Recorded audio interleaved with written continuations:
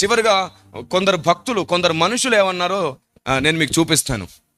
చెదిరిన ప్రజలు అనే దాంట్లోనే బాబు మనుషులు, పెద్దలు ఏమండి, పోతనామాత్యుడు, తర్వాత వేమన గారు, ఇలాంటి వారు కూడా మన దేశంలో ఏం నమ్మారు ఒకప్పుడు చూడండి. మీకు స్క్రీన్ మీద చూపిస్తారు ఒక్కొక్కటిగా. ఫస్ట్ ఆఫ్ ఆల్ వేమన గారు ఎంతమందికి తెలుసు? వేమన శతకాలు తెలుసు కదా. ఆయన ఏమన్నాడు తెలుసా? చిత్రమెంత గొప్పది మహిమను కన్నది చిన్నది కుమారుని, తండ్రి లేని కుమారుడు తాతృనీలున్, విశ్వధాభిరామ వినురవేమ అన్నాడు. ఆమేన్.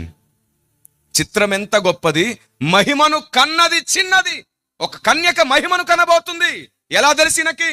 నేను మళ్ళీ చెప్తున్నాను, ఆ ప్రజ ఈ ప్రజ అనే వ్యత్యాసం నా దేవుడికి లేదు. యథార్థముగా మొరపెట్టు వారికి ఆయన సమీపమే కాదు, వారిలో నుండి సత్యం కూడా మాట్లాడుతాడు దేవుడు. ఎలాగైనా ప్రజలకు సత్యం చెప్పాలని దేవుడు దీనులను లేవనెత్తుకొని వాడుకునే దేవుడు ఆయన. సత్యము ఎవరి ద్వారానైనా బయటికి వస్తుంది. ఆ రోజుల్లో అన్యజనులలో నుండి కూడా దేవుడు ప్రజల్ని వాడుకున్నాడు. బిలాములాగా, కోరేషులాగా వాడుకున్నాడు ఆయన. నెక్స్ట్ చూడండి, నెక్స్ట్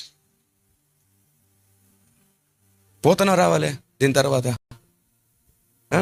చూడండి, సరే పెట్టండి. ఈయన పేరు జొరాస్టర్. ఈయన పేరు ఏమిటి? జొరాస్టర్ అంటే పారసిక దేశ మతస్థుల యొక్క పెద్ద ఆయన.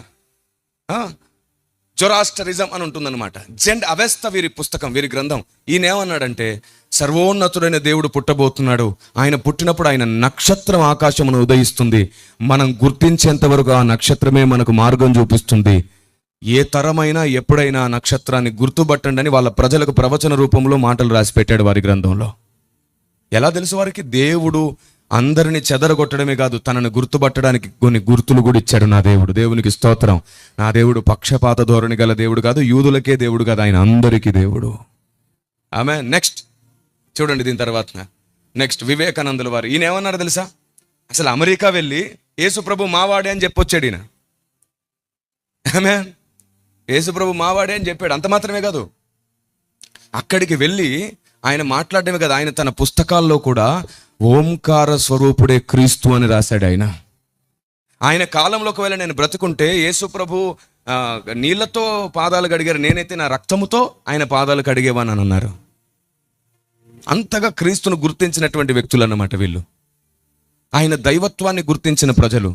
అంటే ఇలాంటి మాటల ద్వారానైనా ప్రజలకి క్రీస్తు పట్లున్న అవగాహన పెరుగుతుందని దేవుడు అలాంటి కొన్ని మాటలు కూడా పలికించాడు. చూడండి, నెక్స్ట్ చూడండి, నెక్స్ట్ ఈయన పేరు ప్లేటో. ఈయన పేరు ఏమిటి? ప్లేటో. ఈయన ఏమన్నాడు తెలుసా?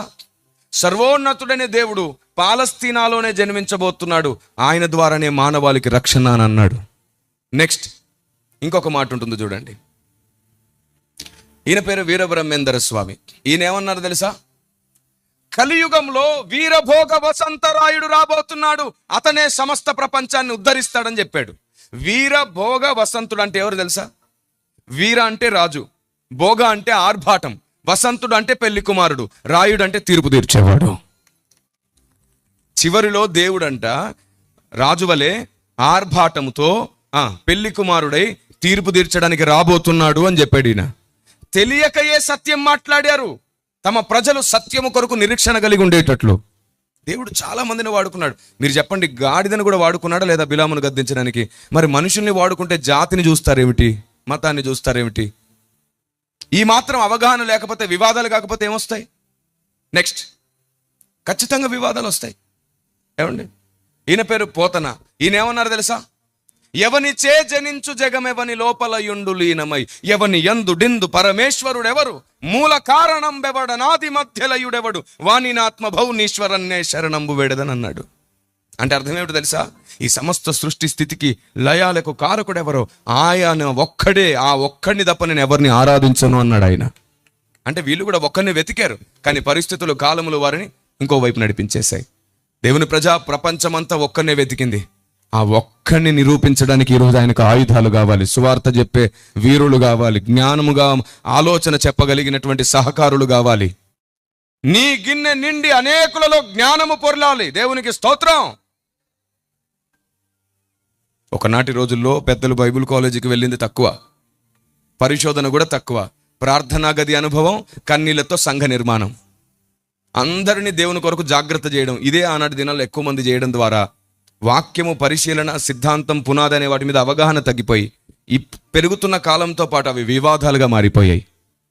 ఎందుకంటే బొట్టు తీయమని బైబిల్ చెప్పలేదు, తెల్ల చీర కట్టుకుంటేనే భక్తులని బైబిల్ చెప్పలేదు, బంగారం సమర్పిస్తే తప్ప నువ్వు భక్తి చేయడం కుదరదని బైబిల్ చెప్పలేదు. ఇలాంటివన్నీ సిద్ధాంతాలుగా మారేసరికి భారతదేశంలో వేటిని ఎక్కువ సెంటిమెంట్గా భావిస్తారో, వేటిని ఎక్కువగా గొప్పదిగా భావిస్తారో వాటిని మనం ఖండిస్తున్నట్టుగా అనుకొని మనకు శత్రువులు అయ్యారు. నిజానికి బొట్టు పెట్టుకున్నట యందు ఏమీ లేదు, పెట్టకపోవట యందు ఏమీ లేదు. తెల్ల బట్టలు వేసుకున్నట యందు ఏమీ లేదు, వేసుకొనకపోవట యందు ఏమీ లేదు. సమర్పించుకున్నట యందు కాదు, సమర్పించకపోవట యందు కాదు. సువార్త బోధ మూడే విషయాలు ఆధారం చేసుకుని ఉన్నాయి. ఒకటి, సృష్టికర్త అయినవన్నీ తెలుసుకోవాలి. రెండవది, ఆయన్ని ప్రాణంగా ప్రేమించాలి తెలుసుకున్నాక. మూడవది, ఆయనకు నచ్చిందే చేయడం కొరకు బ్రతకాలి, భక్తి చేయాలి. ఈ మూడు జాగ్రత్తగా చేస్తే ఏవి మారాలో అవి మారిపోతాయి, ఏవి తీసేయాలో అవి తీసేస్తారు.